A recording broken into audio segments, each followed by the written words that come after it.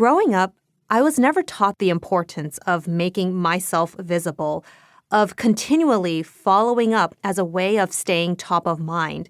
I was never taught the importance of being proactive or how to speak up with tact. Instead, I was taught to work hard, hit my key performance indicators, and not cause trouble. The expectation was that as long as I did these things, promotions and raises would follow like clockwork. However, as with Kevin, it didn't take long for me to see that this formula wasn't actually what was needed to be successful in the workplace. What actually mattered was the ability to showcase myself. Not only that, communication and being visible were required and rewarded. Thus, a paradox started to form. How was I supposed to be loud when I was only ever taught to embody more quiet traits? I've discovered there's a group of us today who are raised in what I call a quiet culture.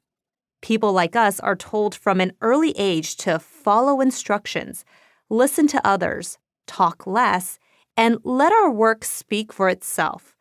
But those raised in a loud culture are taught to do virtually the opposite, share their opinions frequently, make a lot of noise, and carve out opportunities for themselves. One is not better than the other, but when one cultural context is placed in another, the ability to get noticed in a way that feels right becomes difficult.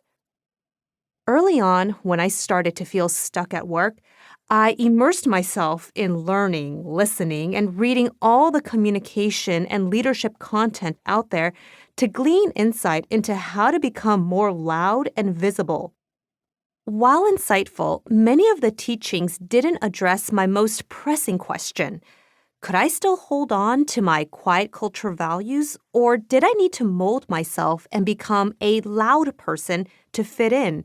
And if I didn't, would I just become utterly forgotten? As I began to look around, one of the most surprising things I found was that I wasn't alone in feeling this way. Many people, like me, who were raised with quiet culture values, felt unsure about how to chime in or show up in a loud culture working world. They also felt like they didn't know how to do it without acting a certain way. It's why I have dedicated this book to talking about quiet culture and loud culture. Specifically, this book is for those who were raised with quiet culture traits and are now working in a loud culture world. Because the truth is, this friction goes beyond just being an introvert or extrovert. It's something deeper. It's the values and beliefs we have been taught in our most formative years that have shaped who we've become, what we know, and what behaviors we find comfort in. This book is a guide, a dedication, and a personal reflection of sorts that explores the question I hoped to answer years ago. Over time, I have discovered that it is possible to be noticed exactly the way we want to be without complete acculturation.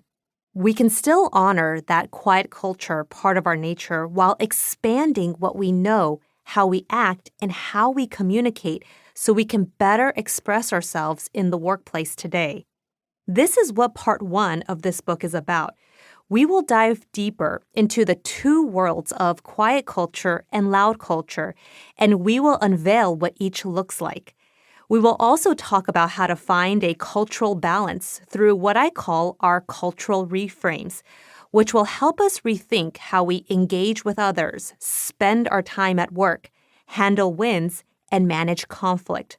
I don't discount the fact that there is such a thing as a quiet culture bias that exists in the workplace, so we will spend time talking about it, including sharing tips on how to overcome it. Specifically, the things we tell ourselves.